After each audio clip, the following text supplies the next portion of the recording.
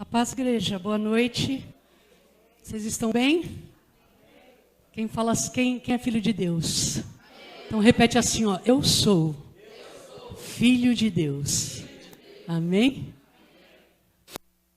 Deixa eu me ajeitar aqui. Hoje nós vamos falar sobre um tema bastante gostoso, destruindo cativeiros. Amém? Quem tem cativeiro para destruir nessa noite? Eu tenho. Nós temos, né? Nós vivemos um mundo em que estamos sempre sendo preparados para vencer algumas lutas na nossa vida, no nosso dia a dia. Mas o cativeiro que eu quero falar hoje é um cativeiro que tem aprisionado a igreja em lugares muito distantes daquilo que às vezes a pessoa imagina. Existe um cativeiro que nós vivemos ele por atitudes do presente, mas existem cativeiros que são muito antigos e que em muitas situações a nossa memória ela nem registra mais, porque ela caiu no seu subconsciente, no teu inconsciente, e o teu inconsciente de alguma forma neutralizou essas memórias. E o que eu queria compartilhar com vocês, eu nunca posso deixar de falar esse versículo. Quando eu falo de libertação, se eu não entender que se Cristo me libertar, verdadeiramente eu serei livre, eu não consigo falar de libertação. Eu não consigo falar de reino espiritual. Então, eu preciso sempre dizer para mim e para você, Cristo é o meu libertador. Amém? O tema que me foi proposto hoje, ele está na pauta dos nossos 100 dias de consagração. E esse tema vai fazer o quê? Vai fazer com que nós tenhamos uma ampliação da nossa visão do mundo espiritual. E vai trazer para nós tudo aquilo que está oculto, tudo aquilo que está escondido. Hoje eu não trouxe nenhuma imagem, mas todos devem imaginar o que é um cativeiro. Cativeiro, aprisionamento, cela, né? Lugares escuros. E isso acontece na vida das pessoas. Isso não só acontece na vida de quem não é crente, de quem não teve alguma experiência com Jesus. Isso acontece na vida de pessoas que estão dentro da igreja. Amém? Agora, o que eu queria compartilhar com vocês? Há muita confusão quando se fala de batalha espiritual, quando se fala de libertação, quando se fala de ministério de libertação. E o que eu queria hoje trazer para vocês? Quando Jesus trouxe a ficha de Satanás para nós, o que ele diz? Que Satanás, ele é mentiroso e ele é o pai da mentira. Então existe muita mentira sendo trazida para dentro das igrejas, quando se fala de libertação e de cura. Então, o que eu quero hoje trazer luz para a nossa vida, para o nosso ministério como igreja, que tem um chamado nesta área, é entender que nem tudo que se prega está na Bíblia. Então, se eu não entender a batalha espiritual através da palavra de Deus, eu vou entrar numa zona de conflitos desnecessários. E eu falo porque eu tenho aprendido muito nesses anos. Eu falo que nós com Cristo, com a palavra de Deus, nós nos aperfeiçoamos todos os dias. Nós aprendemos todos os dias. E a batalha espiritual, se ela não estiver pautada na Bíblia, ela se torna heresia. E nós não podemos ser uma igreja herege. Nós temos que ser uma igreja que estamos debaixo da palavra de Deus. Amém? O Ministério de Libertação, ele tem essa necessidade de estar pautada na palavra. Quando Jesus começou o seu ministério, com 33 anos e meio. E o ministério de Jesus, um quarto mais ou menos do ministério de Jesus, a palavra de Deus diz que ele curava, libertava cativos e oprimidos do diabo. Então, se Jesus naquela época, ele já tinha um ministério como esse. E aí nós vemos lá na frente, ele dizendo para os apóstolos: ei que vos dei autoridade para pisar em serpentes e escorpiões, e que nenhum mal lhe sucederá. Ide, pregai o evangelho a toda criatura. Expulsai demônios, curais enfermos. Então, se nós temos a visão de Cristo, de ministério de Jesus, nós precisamos ter a visão do ministério de libertação, ministério de cura. Quando Jesus começou o seu ministério, por onde ele passava, ele libertava pessoas que estavam aprisionadas por Satanás, amém? Isaías 61, diz assim, ó: o Espírito do Senhor está sobre mim, porque ele me ungiu para pregar boas novas aos quebrantados, e enviou-me a curar os quebrantados de coração, a proclamar a libertação aos cativos e pôr em liberdade os algemados, que Satanás colocou em jaulas. Então, se Isaías está dizendo que Jesus veio para proclamar liberdade, é porque tem gente presa. Para tirar a opressão, é por quê? Porque a opressão faz parte do processo na vida de muitos. Então, quando Jesus vem para livrar, para tirar das amarras de Satanás, ele vem fazer o quê? Ele vem libertar. Então, o ministério de Jesus já era um ministério de libertação. Talvez o seu ministério não seja um ministério de libertação. Talvez você não tenha esse chamado, mas talvez você esteja aprisionado na sua vida. E aí, hoje, o objetivo é que nós possamos entender o ministério e nós possamos olhar para nós e vermos se nós estamos presos em algum lugar. E se nós estivermos presos em algum lugar, nós temos um Jesus que é libertador, amém? E quando Jesus fala assim, que ele ungiu, porque Jesus só entrou no ministério de libertação, o seu ministério, que o quarto dele foi libertar pessoas, ele só iniciou esse ministério depois que o Espírito Santo de Deus veio sobre ele. Lembra? Lá o João Batista batizou Jesus, veio sobre ele o Espírito Santo em forma de pomba e lhe deu poder. Então, quando Jesus fala sobre ide e coloca sobre nós a unção, eu te ungi para isso. Sabe o que ele está dizendo para nós? Eu coloquei o meu Espírito sobre você. Então vá. Vai pregar o evangelho, vai expulsar os cativos e oprimidos do inferno, do diabo. Nós temos essa autoridade em Cristo. Aí você vai falar assim para mim: ah, mas Jesus era Jesus. Não, nós sabemos a história de Jesus. Jesus era homem. Até os seus 33 anos, ele era simplesmente homem. Homem santo, que se separava do mal. Ele era um homem santificado. Amém? Vou fechar um pouquinho aqui, porque eu resolvi deixar o cabelo crescer e ia ter uma guerra isso aqui. E quando Jesus começa esse seu ministério, ele acontece de uma forma poderosa. Por quê? Porque tinha o Espírito Santo dele o Espírito Santo sobre ele. E eu tenho o Espírito Santo sobre mim, você tem o Espírito Santo sobre você. Então nós podemos ter um ministério que Jesus teve com poder e autoridade. Amém? Aí você vai me perguntar: Beth, por que nós precisamos falar sobre libertação numa igreja evangélica? Nós aceitamos Jesus. Nós temos Jesus como nosso Senhor e Salvador. A gente vê na igreja, né? Para muitas pessoas a gente fala assim: quem é Deus para você? Ah, Deus é meu tudo. Deus é a minha força, é a minha fortaleza. Deus é, né? Deus é tudo, né? Mas hoje nós precisamos entender e olhar para Deus como Deus Pai.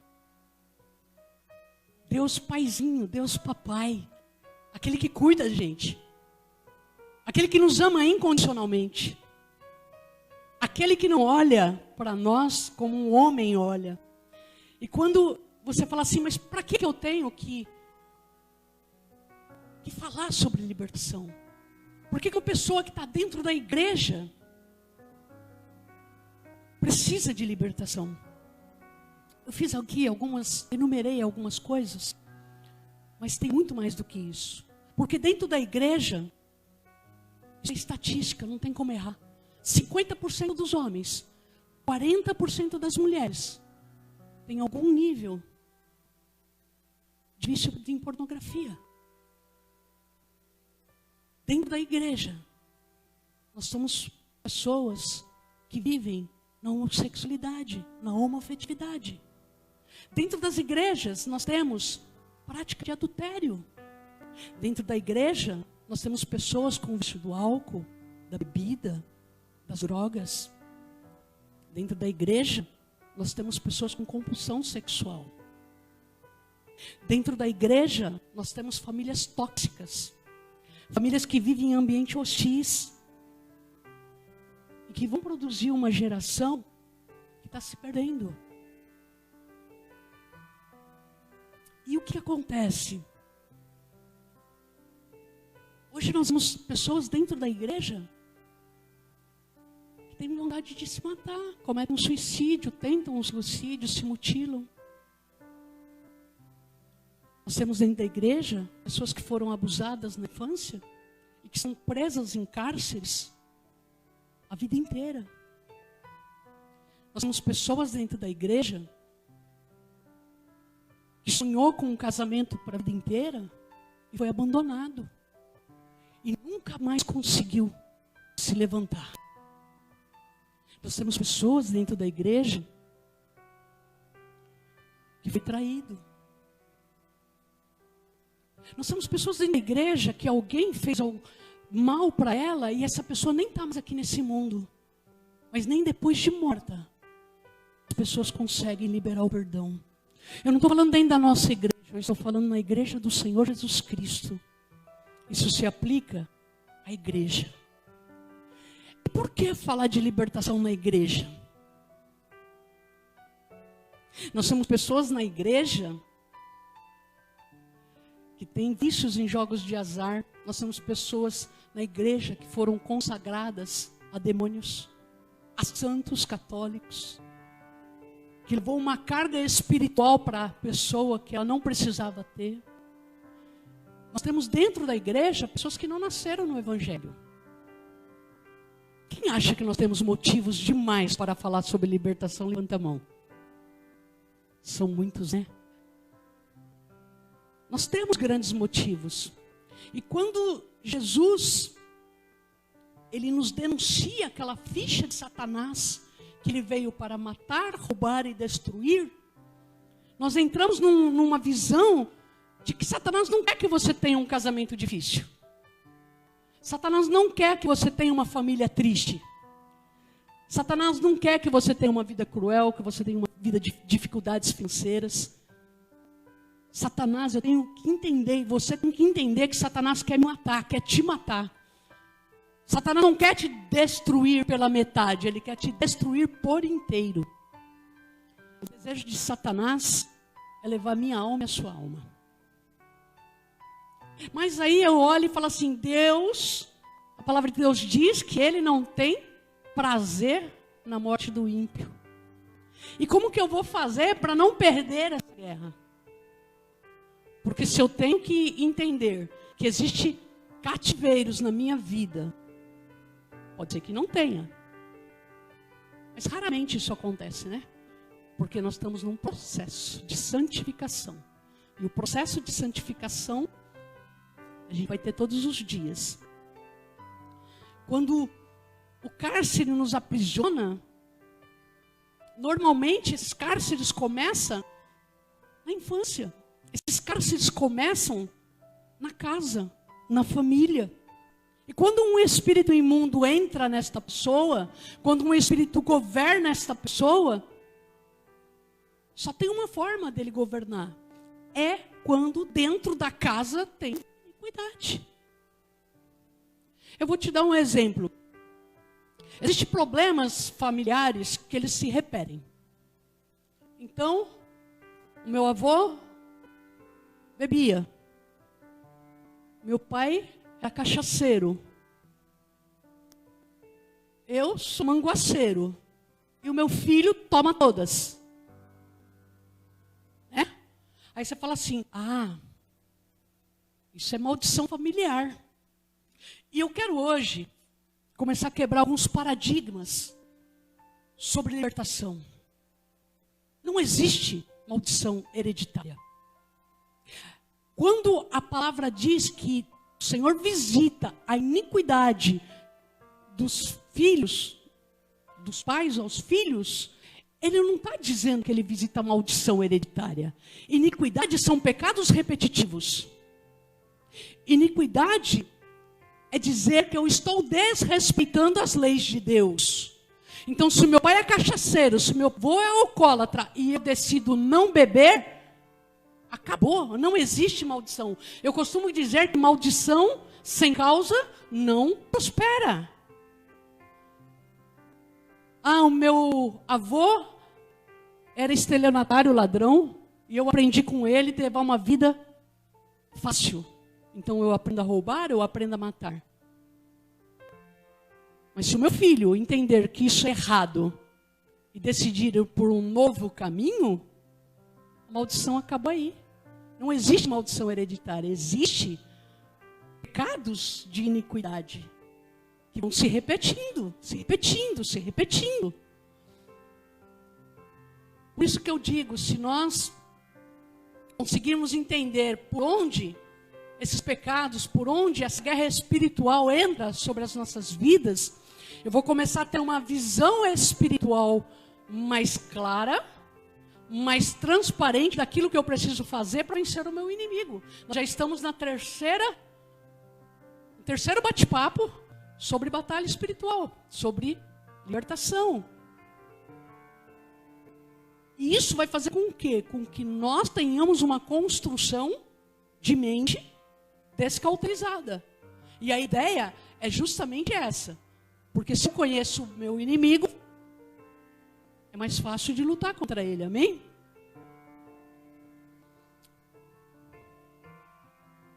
E assim, uma herança, um legado que um pai deixa para um filho, isso é construído dentro da família. A exemplo, um pai que é agressivo, um pai que é dentro de casa, grosso, cavalo, que tem vícios, uma mãe autoritária, um filho que olha tudo isso, qual que é a probabilidade dele ser um marido igual o pai dele é?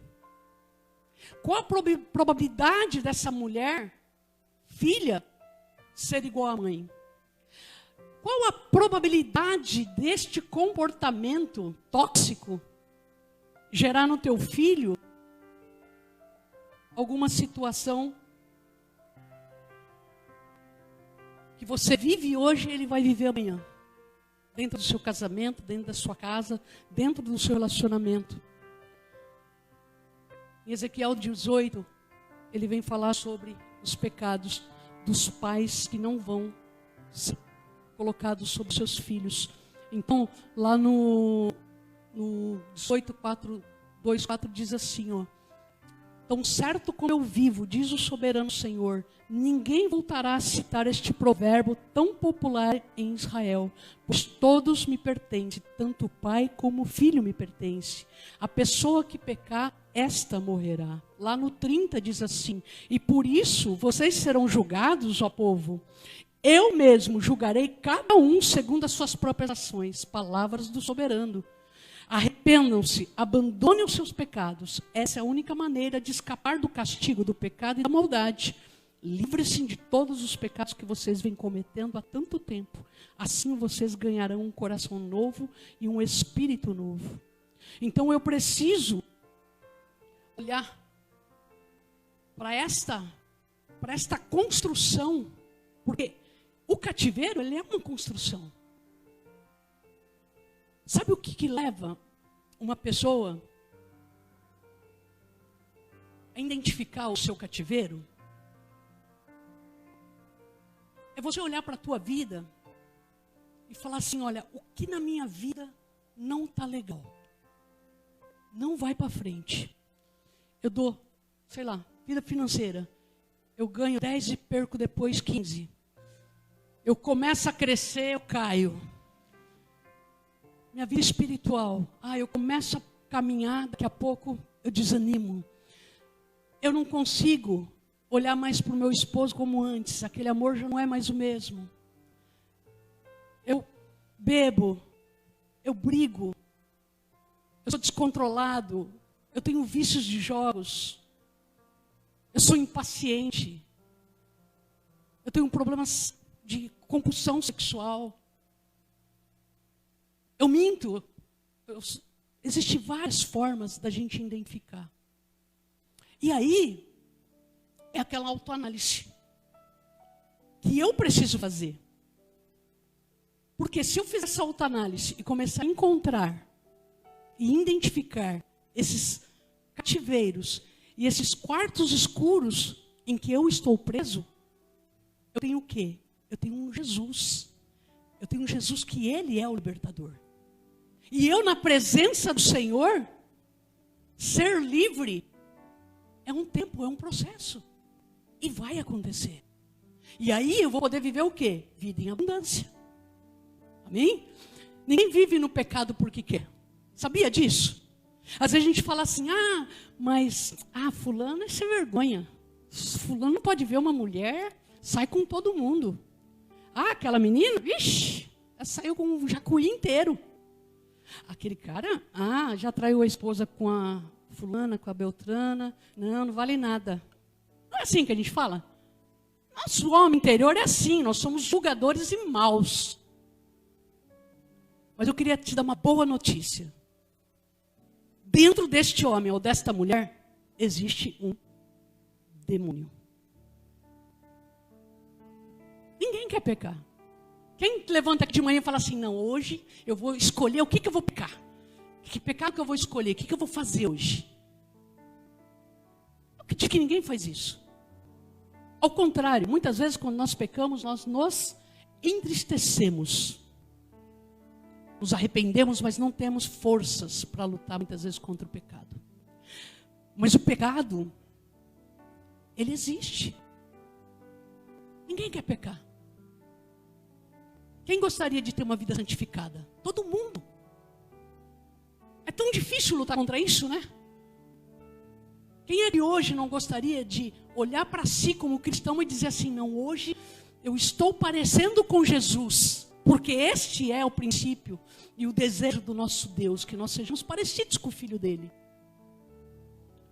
Quando Jesus cura aquele homem possesso, aquele lunático, né, que está lá em Isaías 12, 22, a palavra de Deus diz que ele era cego e que ele não podia falar. E quando os fariseus ouviam acerca daquele milagre, disseram que ele expulsava os demônios por Beelzebu, príncipe dos demônios. E Jesus responde aos fariseus que um reino dividido acaba em ruína e uma cidade ou uma casa dividida contra si mesmo, ela não prospera. Beelzebu, ele é colocado, ele é denunciado como o príncipe dos demônios. E ele é denunciado tanto no Velho Testamento como no Novo Testamento.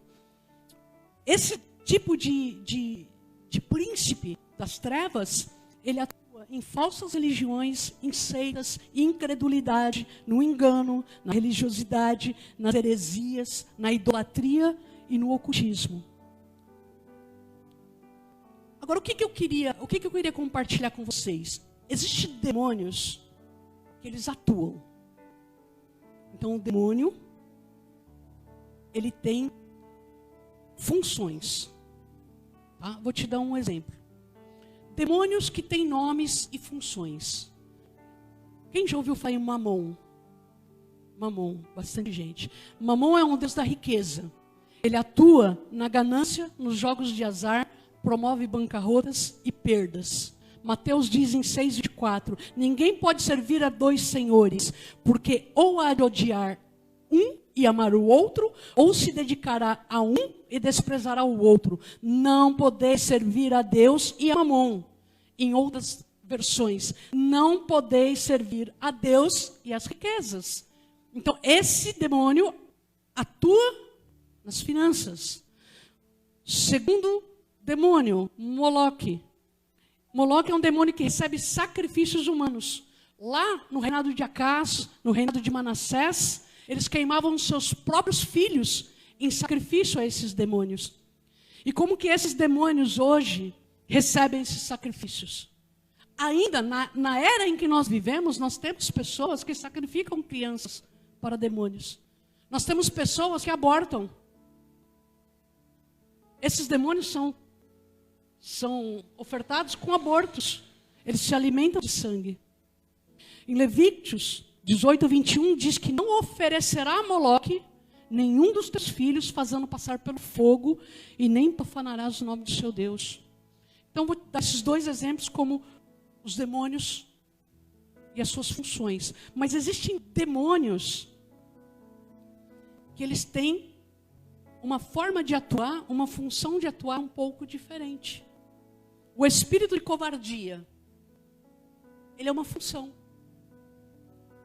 Vocês estão conseguindo me compreender? Ele não é um nome, ele é uma função.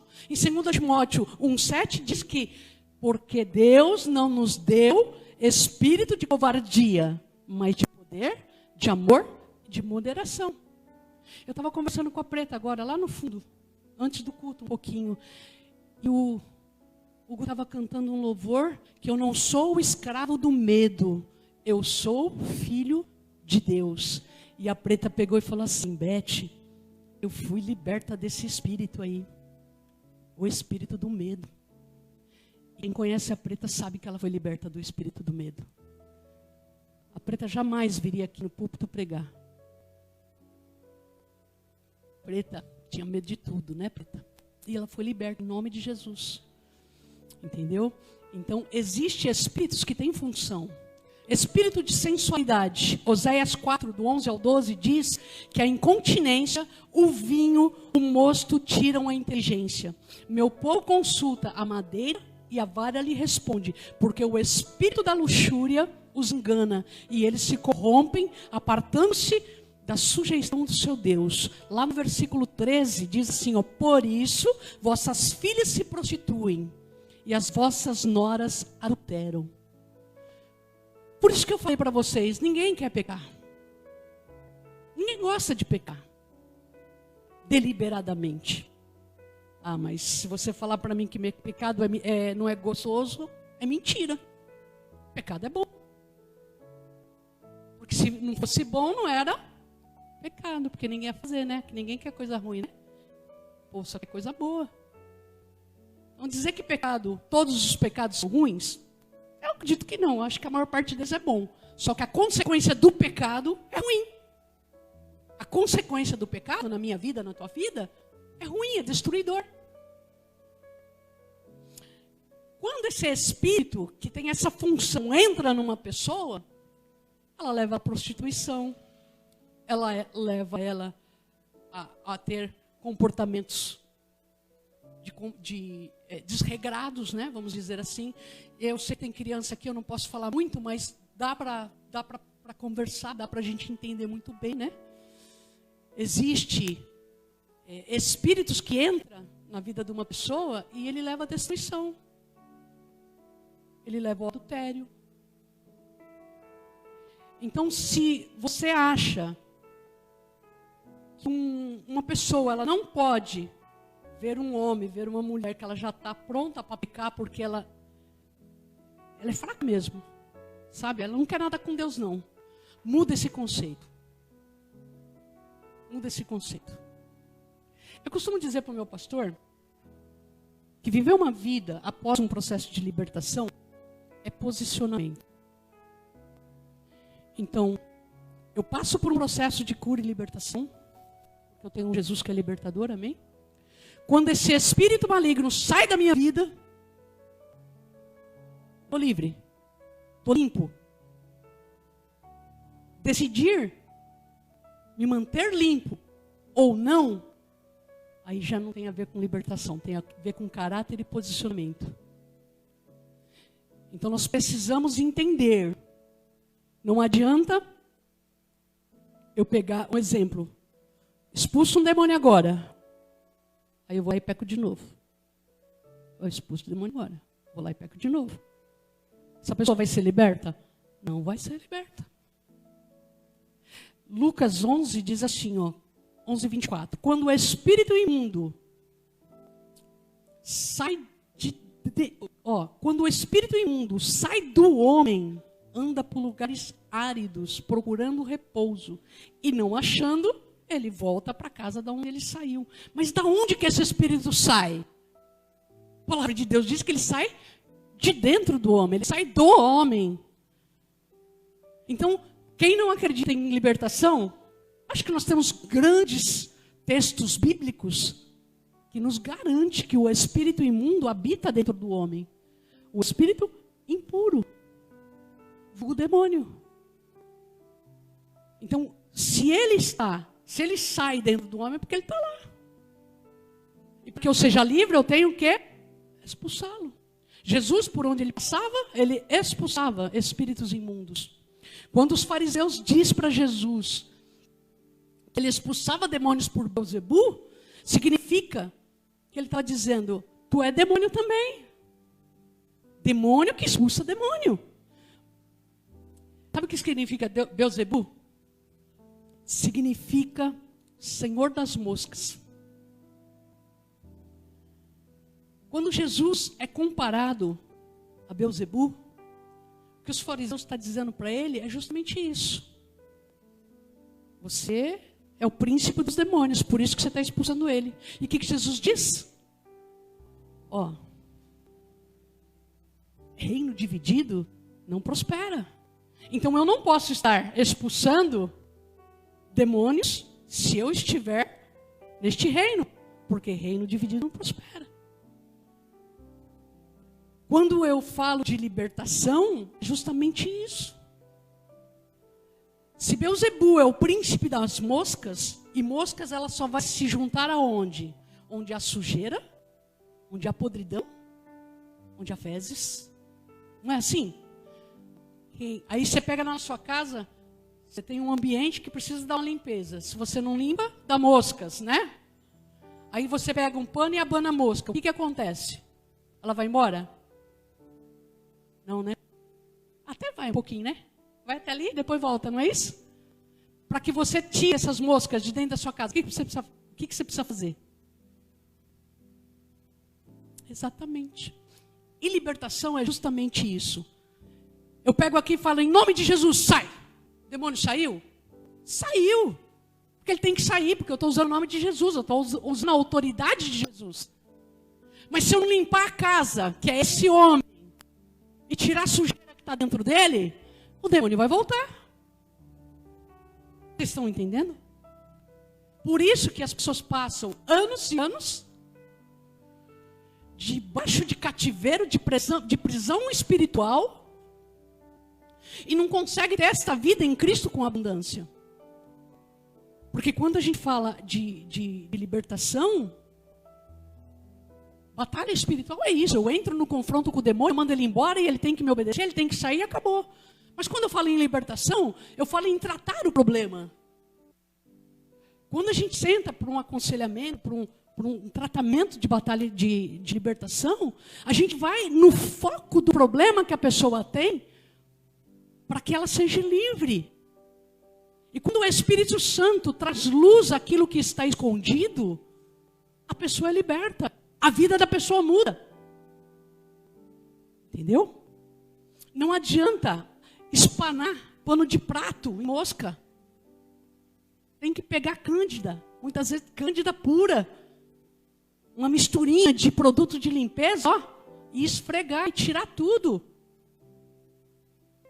E aí acontece o quê? Aí acontece a libertação. Aí acontece as quebras de cativeiro. Aí aquele espírito imundo deixa de habitar dentro do homem. Amém? Então ele age de várias formas. E se eu começo a ter essa visão de que ele age de várias formas, e que se eu expulso um demônio, isso não é libertação. Expulsar um demônio não é libertação. Batalha espiritual. Então eu estou lutando, eu sei, vou usar a Kika como um exemplo. Eu estou olhando para a Kika, eu estou vendo que tem um demônio na vida dela. E eu vou confrontar aquele demônio. Demônio, em nome de Jesus, sai agora. O demônio vai sair. Nós tivemos uma experiência domingo passado. Meu pastor estava aqui pregando e percebeu que tinha uma pessoa que não estava bem. No mundo espiritual ele viu, tem demônio. E o que nós fizemos? Orando e o demônio saiu. Isso é batalha espiritual. Agora, libertação não é isso. Libertação é tratar os motivos desse cárcere. É tirar a pessoa deste cativeiro. É tratar essas feridas, esses traumas. A igreja resiste muito, né? A igreja desse século resiste muito. Mas a igreja do Senhor Jesus já fazia isso há 2000 anos atrás. Agora a heresia entrou nas igrejas e tornou um ministério complexo e cheio de dúvidas. Mas se eu trouxer o ministério para a palavra, eu estou no ministério de Jesus. Ministério de libertação é ministério de Jesus Cristo. É o que ele fazia dentro do teu ministério. Lá em Atos 10, 38, diz assim, ó, vocês naturalmente sabem que Jesus de Nazaré é um ungido por Deus, com o Espírito Santo e com poder, e ele viveu fazendo bem e curando todos que estavam dominados pelo diabo, porque Deus estava com ele. A palavra de Deus diz que conhecereis a verdade vos libertará. Jesus é o libertador. Não existe pastor libertador.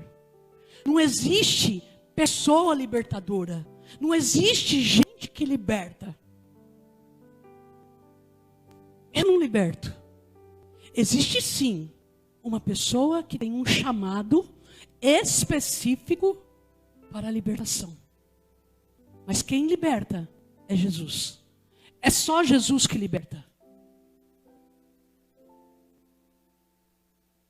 Lá em João 8,36 diz que se Jesus Cristo vos libertar, verdadeiramente sereis livres.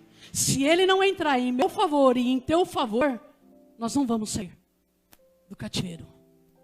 Mas para que Ele entre em meu favor e ao teu favor, nós temos que nos despojar do velho homem.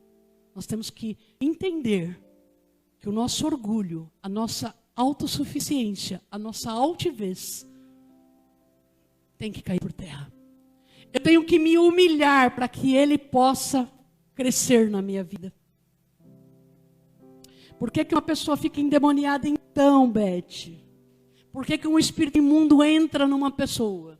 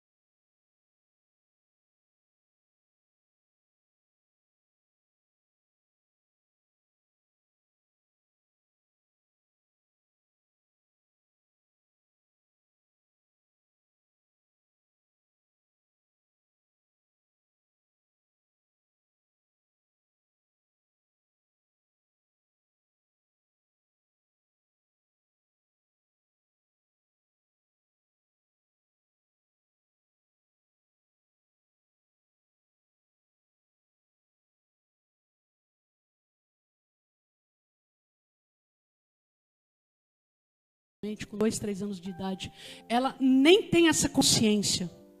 Mas a hora que o Espírito Santo vai tratar com ela, o Espírito Santo traz a memória.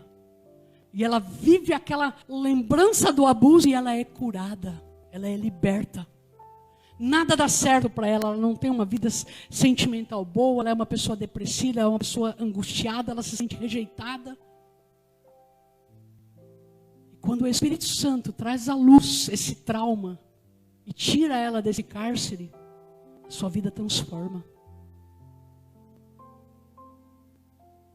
Eu quero fazer um relato de alguns casos que eu atendi. Nesse longo, faz uns 7 anos mais ou menos que eu estou nesse ministério de libertação, e tem alguns casos que me chamaram a atenção e eu trouxe para vocês como um parâmetro. No começo da pandemia, eu atendi um rapaz lá de Santa Catarina. Ele tinha 11 anos de idade e ele dormia com seu irmãozinho de 12. E num belo dia, os dois dormindo numa cama de solteiro.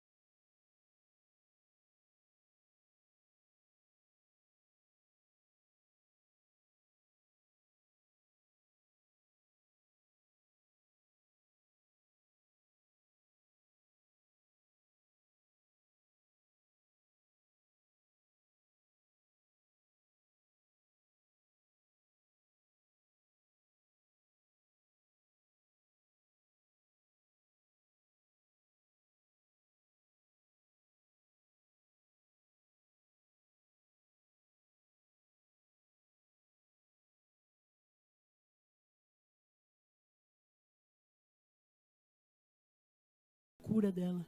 Quando essa mulher foi ministrada, ela dizia que ela tinha nojo de homem. Ela falou, mas o nojo é tão grande que eu não posso chegar perto de um. Ela estava presa num cárcere. E Jesus libertou. Eu atendi uma vez um rapaz, um jovem, o pai dele era pastor. Ele tinha 11 anos, quando ele, na parte externa da casa, olhou pela janela e o pai dele estava vendo pornografia. E ele ficou olhando aquilo. Já faz 15 anos, fazia 15 anos que ele estava preso na pornografia. Porque ele achou que pornografia era normal, porque o pai dele era pastor, ele estava vendo. Ficou preso no vício da pornografia. Então o que eu estou querendo te dizer? Que as coisas que acontecem nas nossas vidas nos prendem para a vida inteira. Eu fiquei presa 22 anos num cárcere, mas Jesus libertou. Nós, quando falamos de pessoas que vivem os cárceres, tem um outro rapaz que ele era filho de pastor também, ele foi abusado na infância. mas passou pelo processo, continuou na igreja, casou. A noite de núpcias ele não conseguiu consumar o casamento e fazia 1 ano que ele vivia com a esposa dele e ele não tinha consumado o casamento. Mas ele amava aquela mulher. Ele chorava, ele falava assim, eu amo a minha mulher. Ela é a mulher que eu sonhei, que eu esperei todos esses anos no Senhor para casar. Já fazia 1 ano.